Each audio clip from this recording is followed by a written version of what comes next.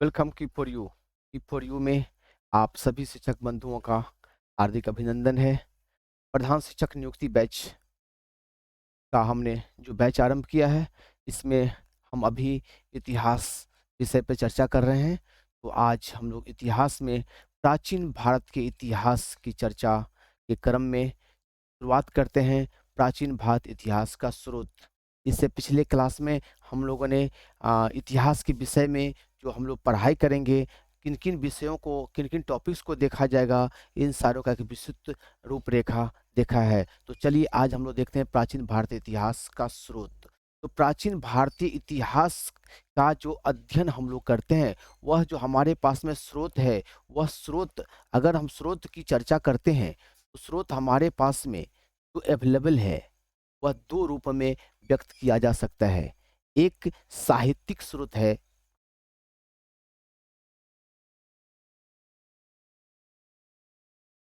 और दूसरा हमारा पुरातात्विक स्रोत है। पुरातात्विक स्रोत, हाँ। साहित्य स्रोत के अंतर्गत हम लोग विभिन्न तरह के जो साहित्य हैं, चाहे वो वैदिक साहित्य हो या संस्कृत साहित्य हो या पाली साहित्य हो या प्राकृत साहित्य हो या विदेशियों के द्वारा लिखा गया जो साहित्य है, सबों का हम एक संक्षिप्त अध्ययन यहाँ करेंगे। इसके साथ साथ पुरातात्विक स्रोत हैं, इसके अंतर्गत जो आते हैं, इनके अंतर्गत हम लोग जानेंगे कि इसके अंतर्गत हम लोग सिक्का के बारे में जानेंगे, स्थापत्य कला को जानेंगे और उत्खनन के द्वारा जो सामग्री प्राप्त हुई थी, उनके द्वारा जो हम लोगों ने अध्ययन करके जो निष्कर्ष निकाला, जिससे हमारे इतिहास के बारे में एक कंक्लूजन मिल पाती है, इन सारे तथ्यों का हम लोग अध्ययन करेंगे। यूँ तो अगर हमारे इतिहास लेखन की परंपरा अगर का अध्ययन किया जाए, यानी संगठित रूप से इतिहास की जानकारी इकट्ठा करने का काम यदि कि देखा जाता है,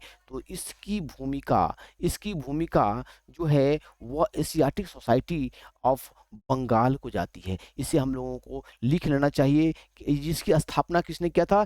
विलियम जोन्स ने किया था। विलियम जोन्स के प्रयास से ही इसकी स्थापना हुई थी। तो वह कब था? 1784 ईस्वी में। ध्यान रखेंगे 1784 ईस्वी में सर विलियम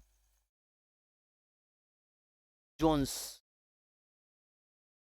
महोदय के द्वारा स्थापित हुआ था Asiatic Society Asiatic Society of Bengal. हाँ, एशियाटिक सोसाइटी ऑफ बंगाल की स्थापना विलियम जोन्स के द्वारा 1784 ईस्वी में की गई, जहां इस संस्था के माध्यम से शुरुआत हुआ भारत के विभिन्न जो साहित्यिक स्रोत हैं या पुरातात्विक स्रोत हैं, इनका आधार पर हम एक इतिहास का आधार बनाने का हम लोगों ने काम शुरू किया था। तो सबसे पहले हम लोग कुछ साहित्यिक जो भाग है उसका अध्ययन देखना का हम लोग कोशिश करेंगे। तो हमारे पास जो साहित्यिक स्रोत है, उन साहित्यिक स्रोत में क्या सब हो सकता है? साहित्यिक स्रोत में इसमें हम लोग अध्ययन करते हैं ब्राह्मण साहित्य का, खास करके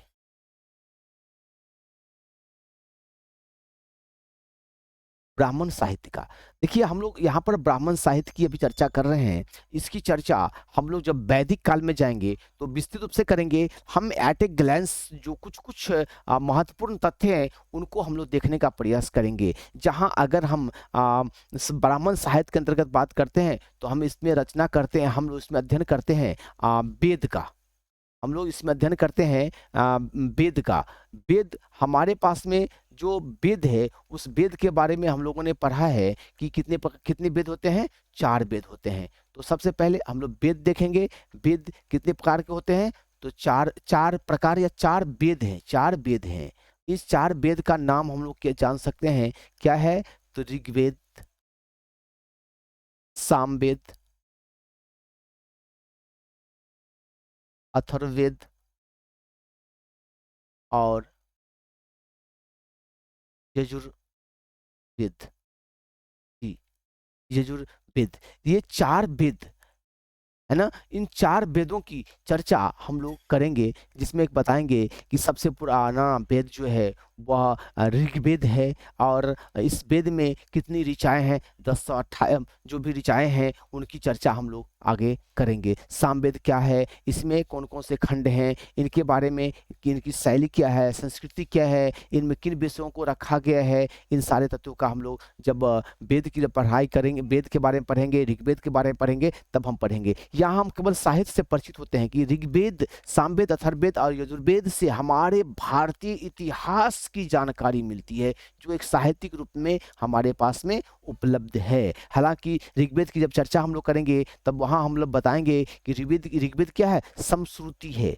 हम समश्रुति है, मतलब ऋग्वेद की जो रचना हुई है, जो लिखित स्रोत अभी हमें अवेलेबल है, वो वास्तविक नहीं है, बल्कि वह श्रुति के आधार पर, सुनने के आधार पर, आज भी अपने समाज में देखते हैं कि कुछ बातें पूर्वजों के द्वारा जो बच्चे सीखते हैं, वह फिर आगे की पीढ़ी में वो ट्रांसफर होता जाता है, और वह हमारे लिए एक पद्धति बन के हमारे सामने रहती है, जिससे बाद में अगर किसी पुस्तक में किसी साहित्य के द्वारा संकलित कर दिया जाता है, तो उसकी हमें व्याख्यान मिलती है। ठीक इसी तरीके से ऋग्वेद भी है, एक साहित्य है के रूप में उपलब्ध हुआ है, जो शुरुआती दौर में उसकी वो संस्कृति पर आधारित है।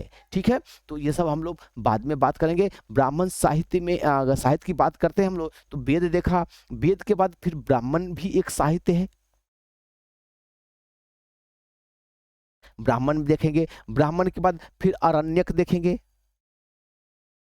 ब्राह्मण, आरण्यक, उपनिषद, उपनिषद, इसके बाद पुराण भी देखेंगे, पुराण भी देखेंगे, और इसके बाद महाकाव्य भी देखेंगे। अब महाकाव्य के अंतर्गत 2 आते हैं, तो जिसमें हम लोग देखेंगे कि रामायण और फिर महाभारत, इन दोनों ग्रंथों के आधार पर हम भी प्राचीन भारत के बारे में अध्ययन करने में सक्षम होते हैं। तो ये जो भी हम लोग अभी हम लोग चर्चा किया ब्राह्मण साहित्य में, यह मुख्य रूप से वैदिक काल को भी हम लोग जब अध्ययन करेंगे, तो वहाँ आएंगे कि वैदिक काल जो है वह 2 भाग में बटा है, पूर्व वैदिक काल और उत्तर वैदिक काल। तो ये पूर्व वैदिक काल के जो खंड हैं, वहाँ हम लोग यहाँ पर ब्राह्मण साहित्य के रूप में अध्ययन करेंगे। फिर आता है वहाँ पर उत्तर वैदिक काल में जो अध्ययन किया जाएगा, इसकी चर्चा हम लोग आगे जब परिस्थिति आएगी, तो समय आएगा, तो हम लोग डिटेल से करेंगे उस टॉपिक के आधार पर। अभी हम लोग एक परिचय मात्र लेते हैं कि साहित्य में कौन-कौन से स्रोत बनते हैं। तो फिर उत्तर वैदिक काल में आता है, सॉरी, उत्तर वैदिक काल में, अभी हमें उत्तर वैदिक नहीं करना है, हमें वैदिक काल में जो और भी ग्रंथ थे, उनकी चर्चा हमें करनी उनकी चर्चा हमें करनी है। तो बौद्ध धर्म के पर आधारित जो बौद्ध साहित्य था, बौद्ध साहित्य, कुछ इनके ग्रंथों को बारे में भी हम लोगों को जानना आवश्यक है। बौद्ध साहित्य में हमें याद करना है विनय पिटक, विनय पिटक, फिर था है इसके अंतर्गत है सुत्त पिटक, फिर इसके अंतर्गत है अभिधम पिटक, अभिधम पिटक। ज्यादातर जो भी इनके ग्रंथ हैं उसमें पिटक लगा हुआ है, और फिर वंश में भी एक देखेंगे, जैसे महावंश, फिर और आगा दीप वंश, थोड़ा थोड़ा इन सब में जो क्या विषय है, इसको भी हम लोग देखेंगे जब बौद्ध साहित्य पढ़ने जाएंगे, या फिर बौद्ध ग्रंथ के बारे में या बौद्ध धर्म के बारे में जब हम पढ़ेंगे, तो वहाँ थोड़ा सा हमें और देखने में मिलेगा। इसके बाद आ जाइए और भी ललित विस्तार, ध्यान देंगे, ललित विस्तार, उसका दिव्या वदान, दिव्या वदान, काफ़ी भारी लग रहा होगा अभी। बहुत सारे हमारे शिक्षक बंधु पहले से ही सबको परिचित भी होंगे।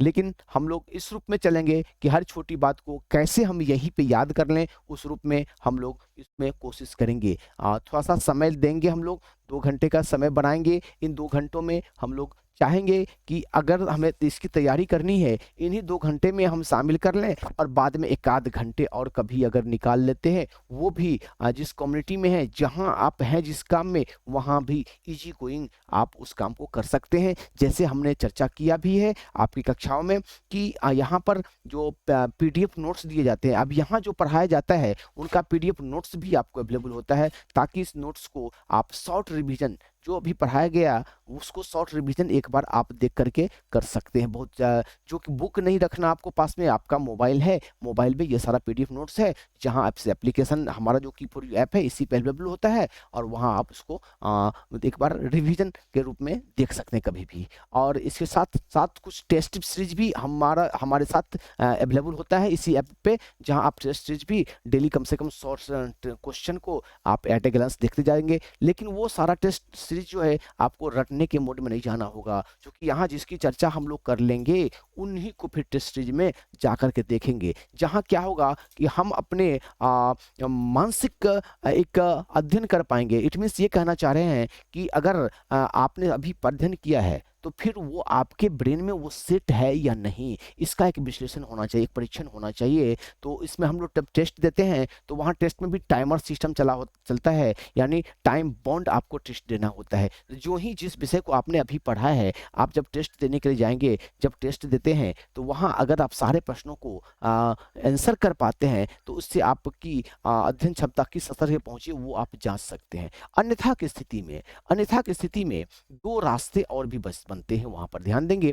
2 रास्ते होते हैं कि अगर आप टेस्ट खत्म हो जाता है, सबमिट कर देते हैं, उसका जो आपका रिजल्ट आ जाता है, परसेंटेज आ जाता है, कितना सही हुआ, कितना गलत आ जाता है, और इसके बाद में एक इसका सॉल्यूशन भी आ जाता है फिर से, किन प्रश्नों को आपने गलती किया, क्या सही आंसर होना चाहिए, वो फिर से वहाँ देख सकते हैं। दूसरी बात है कि अगर मान लीजिए इस क्लास में किसी बातों को आपने अगर नहीं समझा है, तो आपका यह जो वीडियो क्लास है ना, वो आपके ऐप पर वो पूरे साल भर के लिए अनलिमिटेड टाइम्स यूज़ करने के वो आपके लिए अवेलेबल होता है। तो आप वहाँ भी वो जा कर के उसको दोबारा देख सकते हैं। इतना ही नहीं, अगर यहाँ 1 घंटे की क्लास है ना, तो वहाँ 15 मिनट 20 मिनट में रिवीजन आप कर सकते हो। क्योंकि वहाँ हम व्यवस्था ऐसा बनाया गया है कि आप स्पीड में भी उसको देख सकते हो।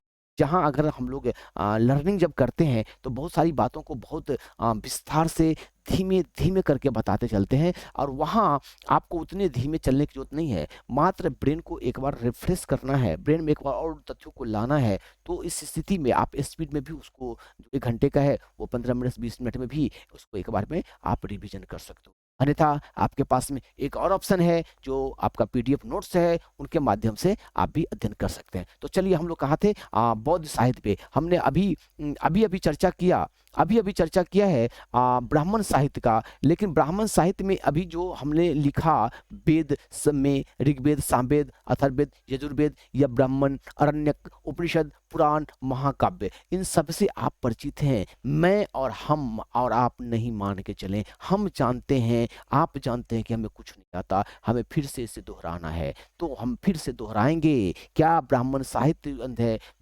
हम तो पढ़ते हैं वेद। वेद कितने प्रकार के होते हैं? 4। कितने वेद हैं? 4 वेद हैं। ऋग्वेद, सामवेद, यजुर्वेद, अथर्ववेद। क्या कहा मैंने? ऋग्वेद, सामवेद, अथर्ववेद, यजुर्वेद। ऋग्वेद, सामवेद, अथर्ववेद, यजुर्वेद। ऋग्वेद, सामवेद, अथर्ववेद, यजुर्वेद। जी हाँ, ये बोलने का काम मैं करता हूँ, आप भी करोगे।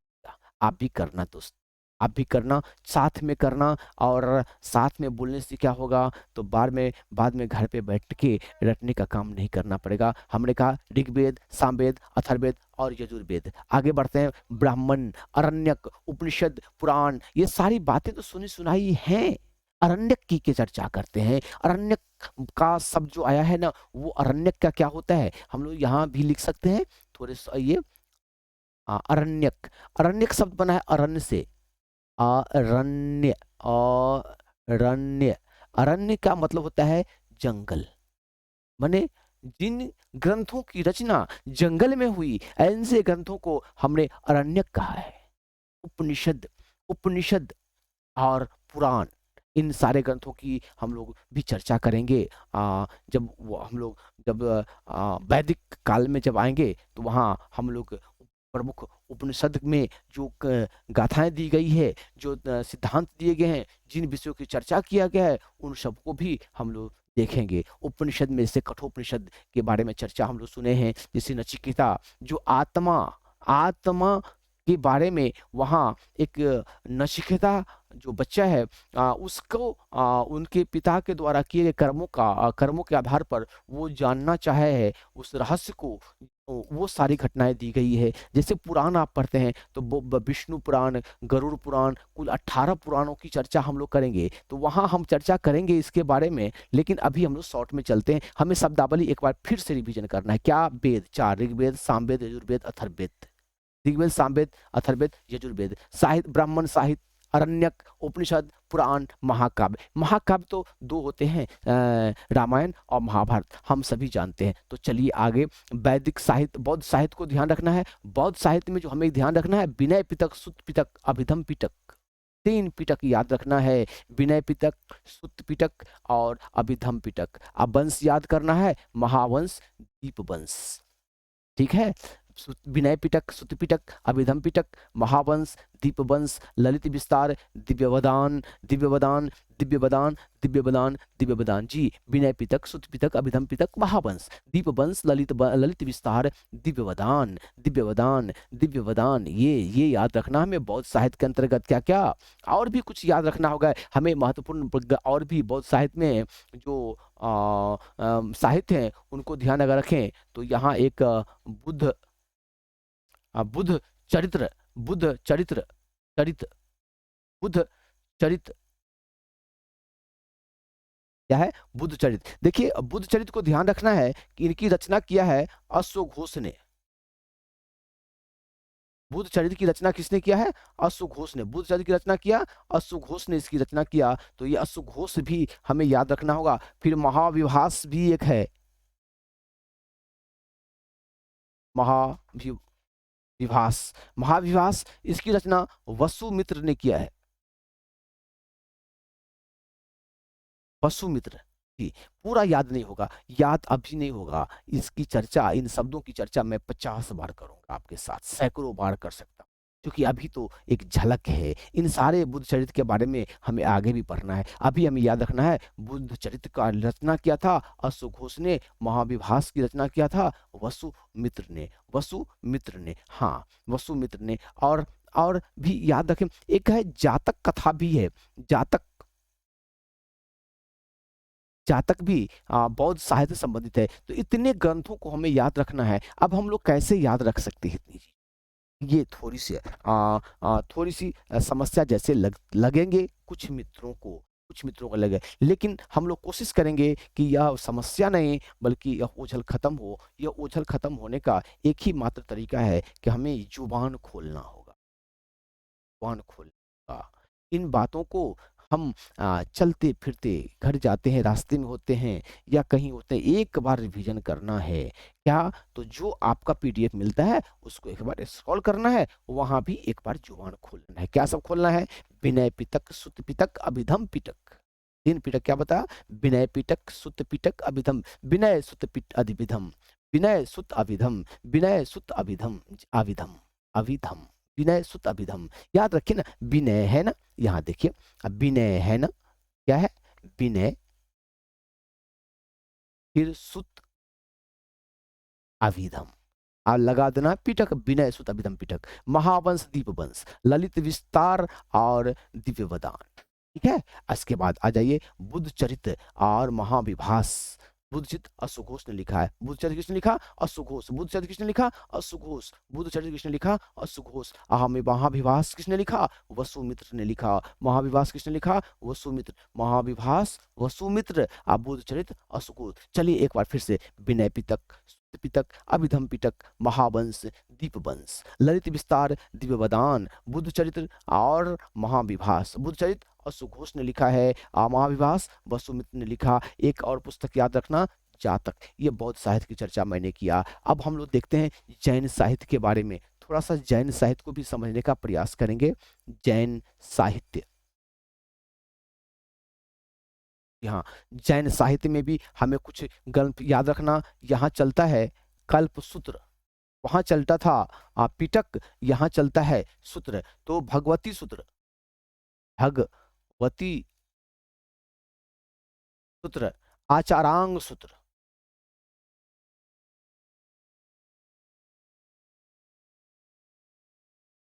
ये तीन ग्रंथ कल्प सूत्र, भगवती सूत्र और आचारांग सूत्र, वहां चलता था बौद्ध धर्म में क्या, पीटक, है ना, सुत्त पिटक, विनय पिटक, सुत्त पिटक, अभिधम पिटक, वंश महावंश, दीप वंश दो था, ललित विस्तार, दिव्य बदान, बुद्ध चरित, महाविभास और जैन साहित्य माया, कल्प सूत्र, भगवती सूत्र और आचारांग सूत्र।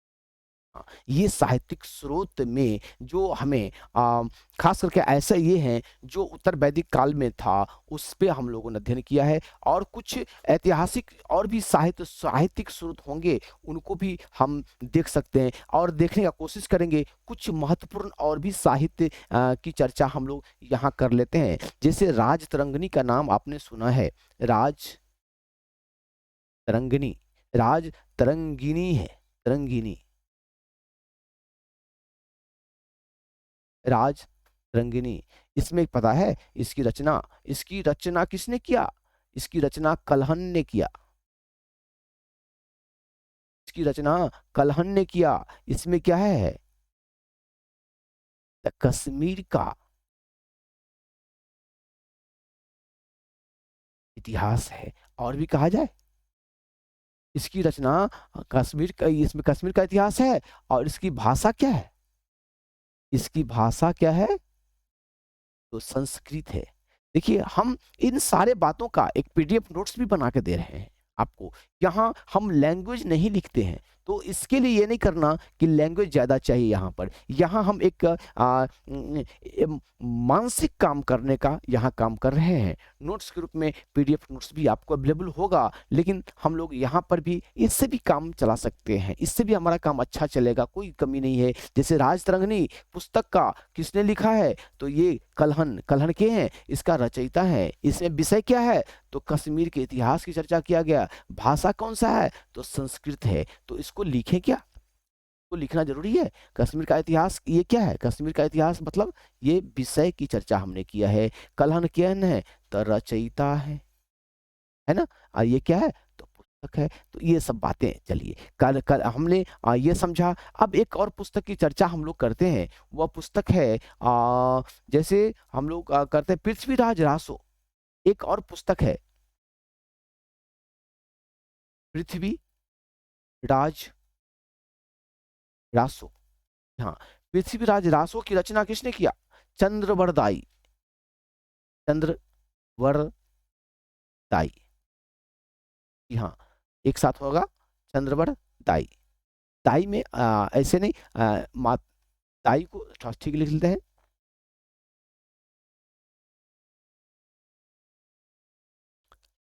चंद्रवरदाई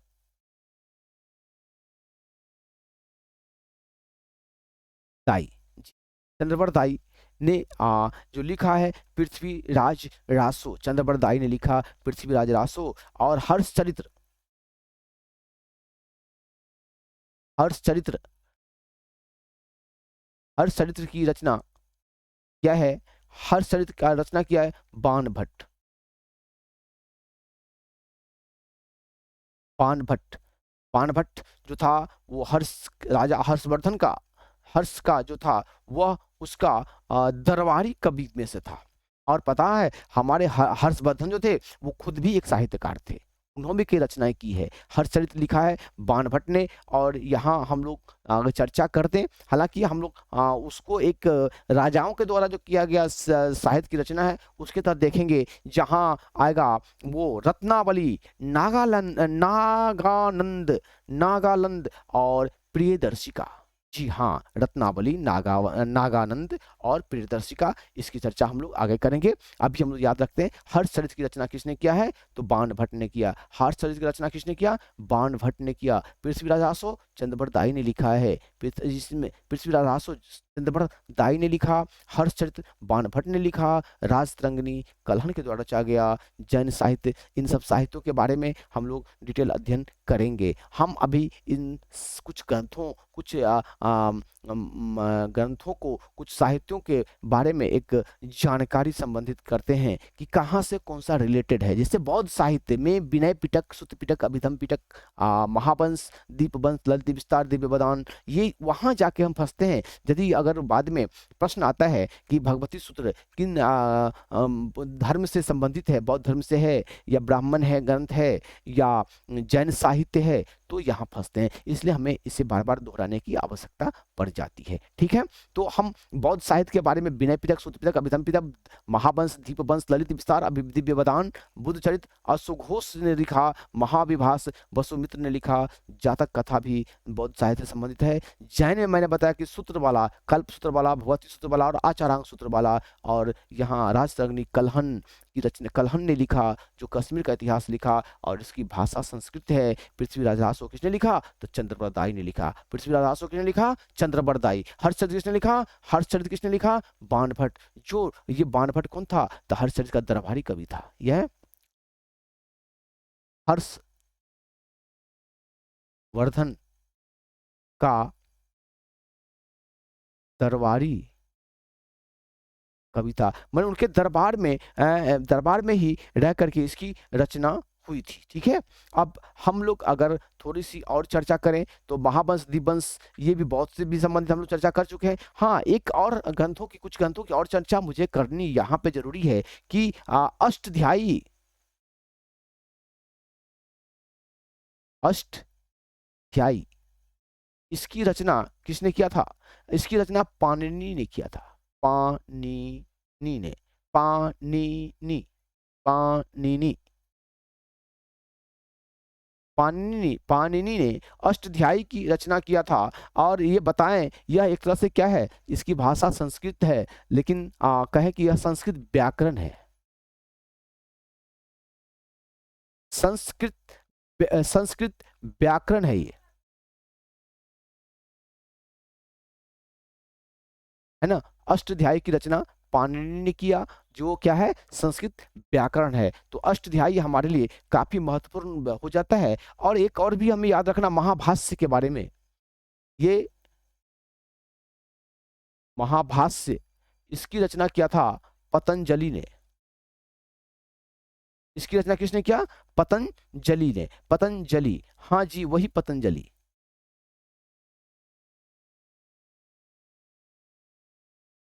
पतंजलि ने रचना किया था अष्टाध्यायी। महाभाष्य की रचना किया था पतंजलि ने, अष्टाध्यायी की रचना किया था पाणिनि ने। जी हाँ, महाभाष्य की रचना पतंजलि और अष्टाध्यायी की रचना पाणिनि। पाणिनि की रचना, अष्टाध्यायी जो क्या है, यह संस्कृत व्याकरण था। महाभाष्य कहीं ना कहीं आयुर्वेद से संबंधित था। हालांकि इसकी चर्चा हम लोग आगे करने वाले हैं। एक और हमें लगता है कि एक और महत्वपूर्ण ग्रंथ है जिसके हम लोग चर्चा करना चाहिए, वो है अर्थशास्त्र। ये अर्थशास्त्र की रचना किसने किया, तो हम जानते हैं कौटिल्य ने। कौटिल्य ने इसकी रचना किया। और पता है ये कौटिल्य का दूसरा नाम भी है, क्या नाम था, विष्णुगुप्त। और कोई नाम है, कौटिल्य का नाम विष्णुगुप्त भी है, और एक चाणक्य, जिसे में चाणक्य नीति जैसे कहते हैं, इसकी चर्चा की है। अच्छा, ये अर्थशास्त्र जो विषय है, पुस्तक है, यह पुस्तक जो है, इसका विषय क्या है, इसका विषय राजनीति है ना। ये ध्यान रखना, ये राजनीति है, आर्थिक गतिविधि नहीं है इसके अंतर्गत। ये ध्यान रखना, इसकी विषय क्या है, राजनीति है, आर्थिक चर्चा इसमें नहीं है ना।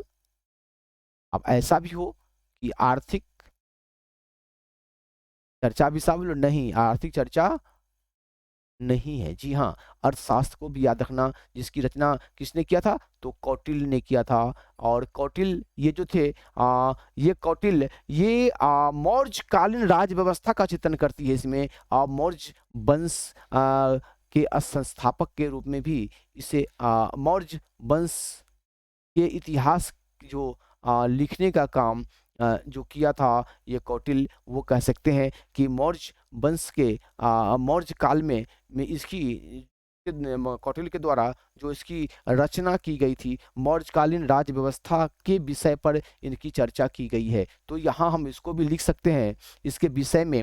एक पॉइंट तो ये हो गया कि राजनीति है ये। दूसरी बात क्या है कि यह मौर्यकालीन राज व्यवस्था का चित्रण करती है। माने मौर्यकालीन मौर्यकालीन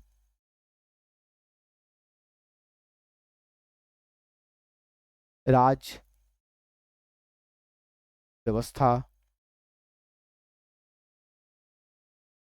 की चर्चा की गई है ना? इसमें चित्रित किया गया है।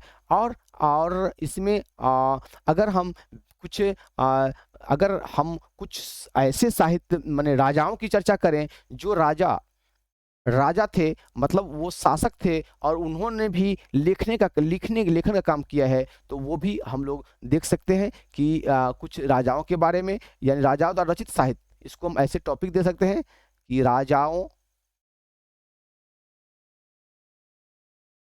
द्वारा रचित साहित्य। राजाओं द्वारा रचित साहित्य कौन सा हो सकता है? जैसे ये हाल हाल हाल एक राजा, जो वंश था इनका सातवाहन वंश था इनका, सातवाहन। सातवाहन वंश के शासक जो थे हाल, ये इन्होंने लिखा था गाथा सप्तशती। जी हाँ, सप्तशती तलाबिशा होगा, गाथा सप्तशती। जी हाँ,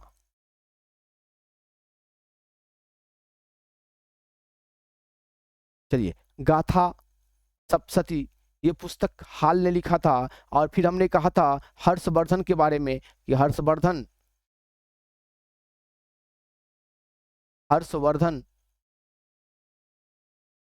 ये कन्नौज के जो शासक थे, इनके द्वारा लिखा गया था रत्नावली।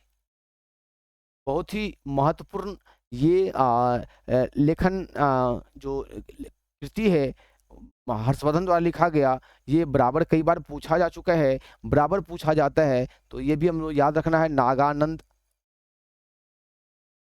रत्नावली, नागानंद और एक था प्रियदर्शिका। प्रियदर्शिका, जी हाँ, रत्नावली, नागानंद, प्रियदर्शिका, हर्षवर्धन के द्वारा। और गाथा सप्तशती किसने लिखा था? सातवाहन वंश के शासक हाल ने लिखा गाथा सप्तशती जो सातवाहन वंश का था। और हर्षवर्धन ने लिखा रत्नावली, नागानंद और प्रियदर्शिका। और अगर हमें कुछ और याद रखने की जरूरत है तो महेंद्र वर्मन जो पल्लव वंश के थे,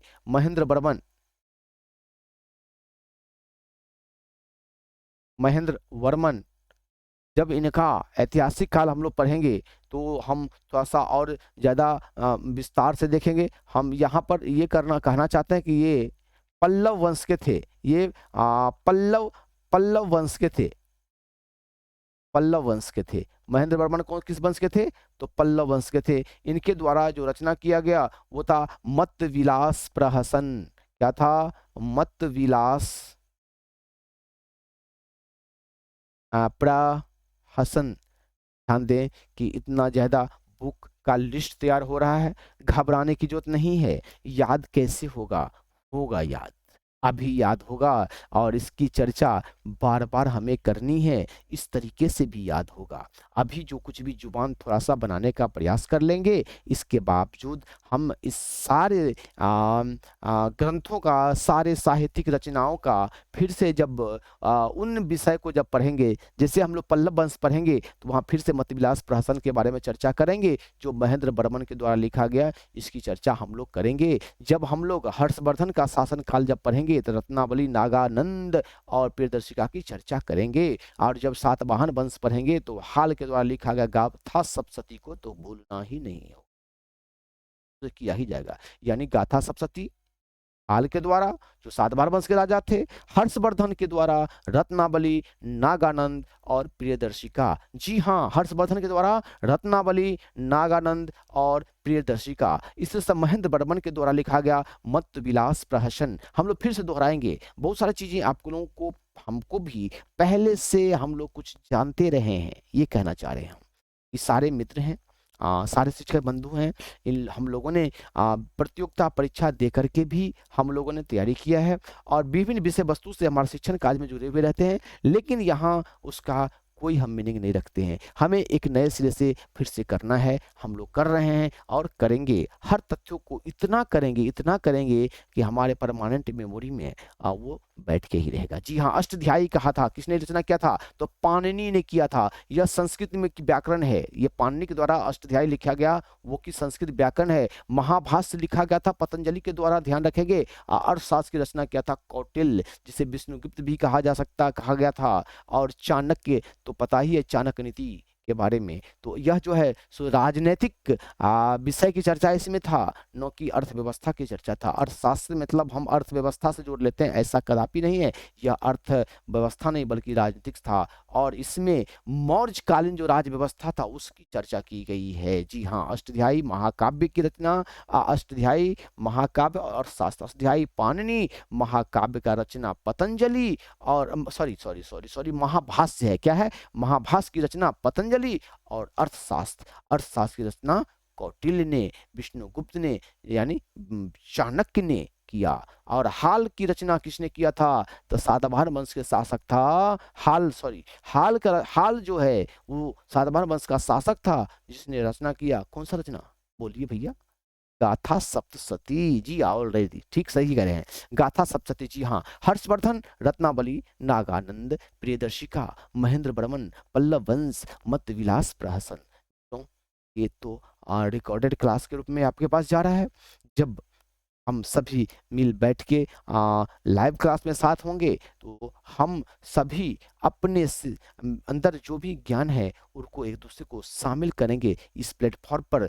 जहां अगर आपके पास में अधिक जानकारी है तो इस प्लेटफॉर्म पर शामिल करेंगे, हमारे सारे मित्रों तक वो जानकारी पहुंचेगी। मैं भी अपनी भरसक कोशिश करता हूं कि सारे तथ्यों को आपको बहुत कम समय में, अगर एग्जामिनेशन बहुत जल्दी ले लेती है, तो हम लोग भी उसी हिसाब से तैयारी को उस रूप में लेके चलें कि बहुत जल्दी हम लोग तैयारी को एक विस्तृत आयाम के रूप में, निर्णायक रूप में अपनी तैयारी को पहुंचा लें, ताकि हमारी सफलता सुनिश्चित हो सके मित्रों। तो इसको ध्यान रखते हुए हम लोग लाइव क्लास में जब हम लोग आ रहे हैं, तो लाइव क्लास में बताएं कि जैसे अभी जो चल रहा है ना रिकॉर्डेड, ये तो केवल आप सुन रहे हो, आप तो कुछ नहीं पा रहे हो, लेकिन हमारे रिकॉर्डिंग क्लास में जब आप आ जाते हैं, तो वहाँ आप भी सुनाते हैं, मैं भी सुनाता हूँ, सारे दोस्तों मिलकर सुनाते हैं, और इसी तरीके से हमारा ज्ञान का वर्धन होता जाता है ये लाइव क्लास में।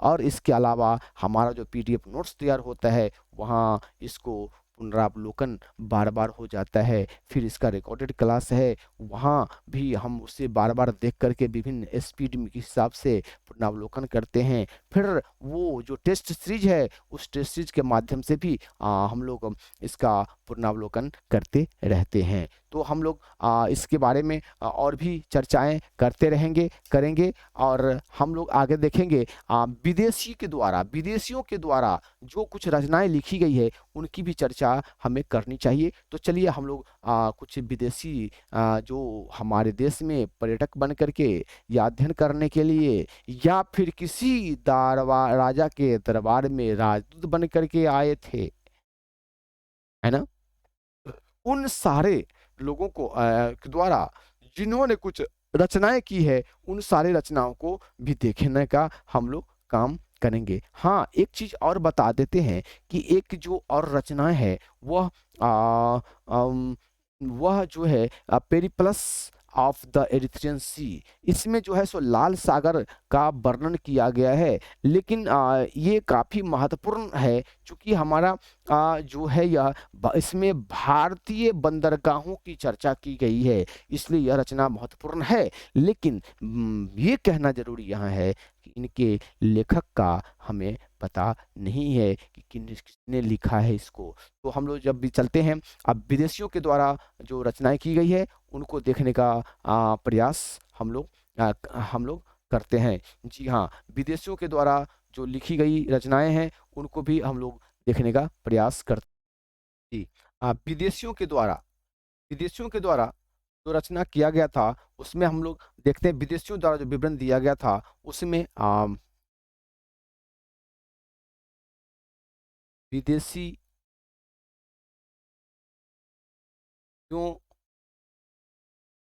द्वारा जो हमें विवरण पता प्राप्त हुआ साहित्य है, को देखने का प्रयास करते हैं। अ, सबसे पहले यूनानी लेखक की चर्चा हम लोग करेंगे। यूनानी लेखक और यूनानी लेखक में जब हम चर्चा करेंगे तो सबसे पहले हम लोग देखेंगे हेरोडेटस हेरोडोटस। जी हाँ, हेरो हेरोडोटस क्या बोलेंगे? हेरोडोटस। हेरोडोटस जो था, इस ये कितना महत्वपूर्ण है कि इसे हम लोग कहते हैं इतिहास का पिता, इतिहास का जनक कहते हैं। इतिहास का जनक, इतिहास का जनक या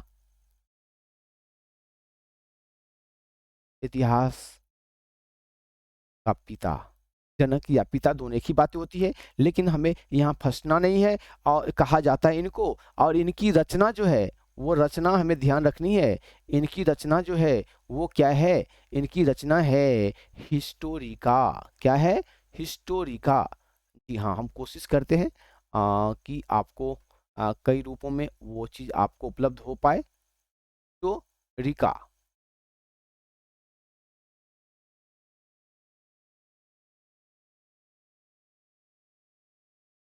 हिस्टोरिका आपको रिवीजन करने में आसानी होगी। हेरोडोटस की रचना क्या था? हिस्टोरिका। हेरोडोटस की रचना क्या था? हिस्टोरिका। इसे कहा गया इतिहास का जनक कहा गया। हेरोडोटस को इतिहास का जनक कहा गया। एक दूसरा भी महत्वपूर्ण है, इसको ध्यान देंगे, मेगा अस्थनीज। जी हाँ, मेगा अस्थनीज, इनके द्वारा जो रचना किया गया था, यह भी काफी महत्वपूर्ण है। इस रचना का नाम है इंडिका। ये जो इंडिका की रचना मेगास्थनीज ने किया, और हेरोडोटस ने क्या लिखा? हिस्टोरिका। Herodotus Herodotus Historica. हाँ, हेरोडोटस हिस्टोरिका। अब मेगास्थनीज क्या लिखा? इंडिका। मेगास्थनीज क्या लिखा? इंडिका। इसमें चंद्रगुप्त मौर्य के, यह सेल्यूकस का राजदूत था। यह सेल्यूकस के राजदूत के रूप में यह मौर्य के दरबार में, मौर्य वंश के दरबार में यह आया था।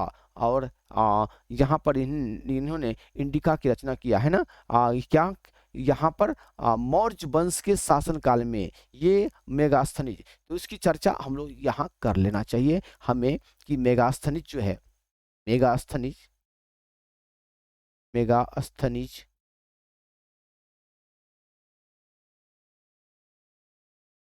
सेल्यूकस का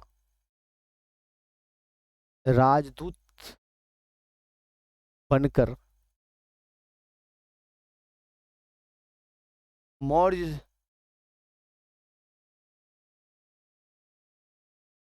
शासक के, मौर्य जो शासक था, मौर्य वंश का जो शासक शासन चल रहा था, और जिसमें चंद्रगुप्त मौर्य महत्वपूर्ण थे, इनके दरबार में रहते थे। मौर्य मौर्य शासक कौन था?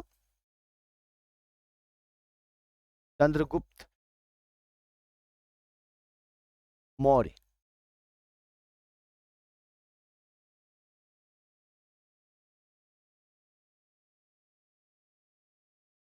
के दरबार में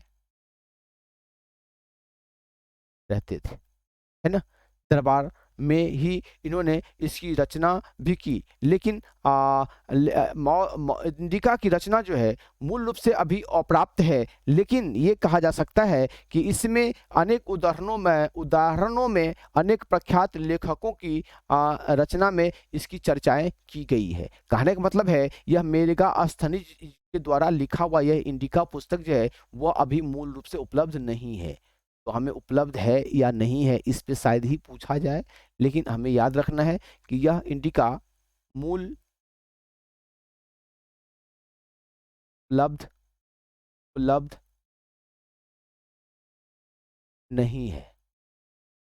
क्या है तो इसकी चर्चा विभिन्न साहित्यों में इसकी चर्चा की गई है कि मेगास्थनी के द्वारा इंडिका लिखी गई थी। ये चीज ध्यान थोड़ा सा रखने का है, लेकिन हमें मुख्य चीज याद रखना यहाँ पर इंडिका की रचना किसने किया, मेगास्थनीज ने। और यह मेगास्थनीज भारत में मौर्य वंश के शासनकाल में चंद्रगुप्त मौर्य के दरबार में रहते थे, और यह सेल्यूकस के द्वारा को राजदूत था जो भारत में आए थे।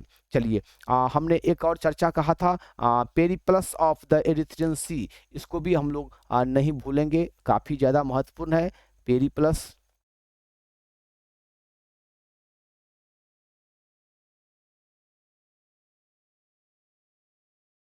ऑफ द एरिथ्रियन एरिथ्रियन सी,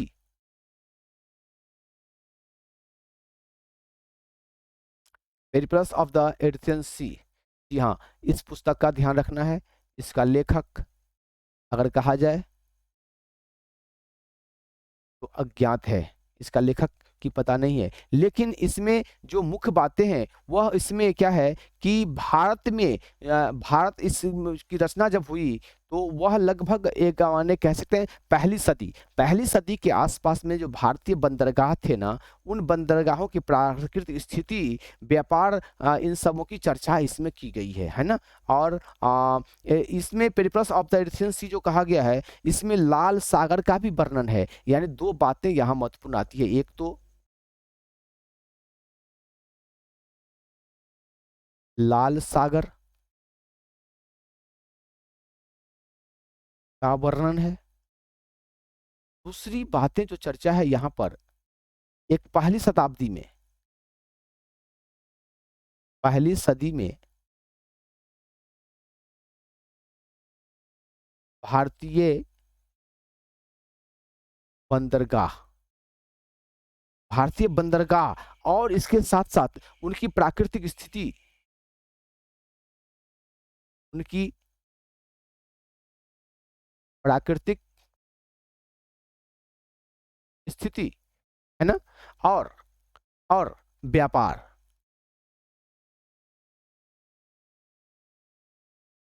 की चर्चा इस ग्रंथ के हैं या पुस्तक में है। चलिए, पहली सदी याद रखना हमें क्या है कि ये पहली सदी भारतीय बंदरगाहों का, है ना। तो मुख्य रूप से भारतीय बंदरगाह की चर्चा इस ग्रंथ में किया गया है। The Periplus of the Erythraean sea, Periplus of the Erythraean sea, Periplus of the Erythraean sea में Periplus of the Erythraean sea, इसके लेखक अज्ञात हैं। इसमें लाल सागर की चर्चा की गई है और भारतीय बंदरगाहों की चर्चा की गई है, और उन वहाँ की जो प्राकृतिक स्थिति थी उसकी चर्चा की गई है, और भारत में जो व्यापार व्यवस्था था उसकी चर्चा की गई है ना।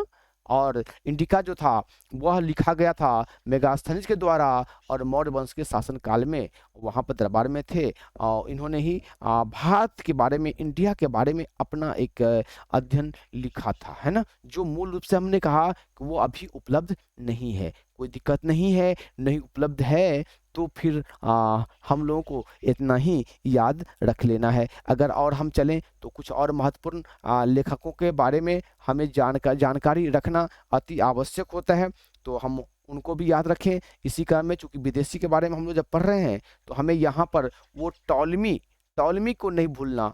और ये टॉलमी काफी महत्वपूर्ण है भैया, ये टॉलमी टॉलमी मत भूलिए। टॉलमी,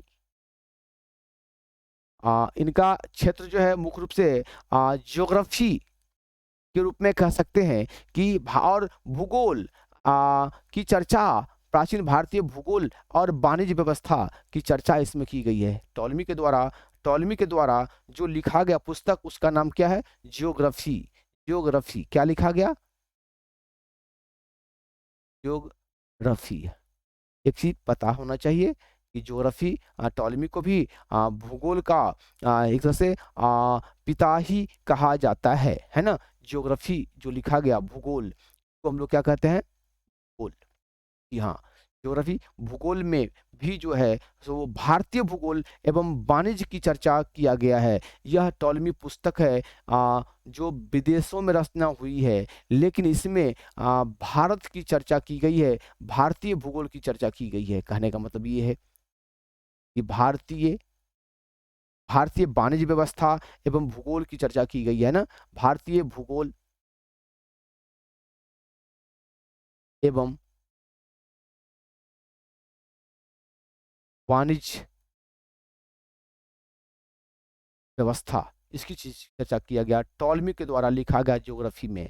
जी हाँ, टॉलेमी को का लिखा गया ज्योग्राफी जिसमें भारतीय भूगोल एवं वाणिज्य की चर्चा की गई है। हमने काफी आगे बढ़ा दिया है। अभी हमने यूनानी लेखक को देखा, फिर हमें हो सकता है हम लोग रोमन लेखक को भी देखेंगे और फिर अरबी लेखक को भी देखेंगे, लेकिन हम लोग आज यूनानी लेखक तक ही सीमित रखेंगे, क्योंकि एक बार में अगर बहुत ज्यादा हो जाता है तो उस वो याद रखना भी थोड़ी कठिनाई हो जाती है। तो हमने टॉलेमी को देखा, एक और लेखक का नाम देख लेते हैं, स्ट्रैबो का। स्ट्रैबो, ये स्ट्रैबो जो है मेगास्थनीज के विवरण को काल्पनिक माना है। उसने इसका विरोध किया है, इसलिए ध्यान रखना ये काफी महत्वपूर्ण है। ये स्ट्रैबो जो है सो इसके बारे में हमें ध्यान रखना है। मेगास्थनीज की रचना को